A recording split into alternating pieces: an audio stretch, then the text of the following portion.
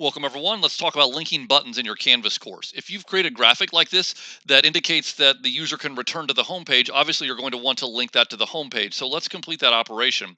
To do that, we're going to click on the graphic, and then from there, we're going to locate the chain link right here, the link, and we're going to press the down arrow and we are going to select course links. And once we do that, this pop out will appear on the right side of the screen, and we need to know where our homepage is located. And from there, I'm going to select the down arrow to select pages. And I'm going to look for the course homepage. And I believe it is just called homepage. There it is right there, homepage.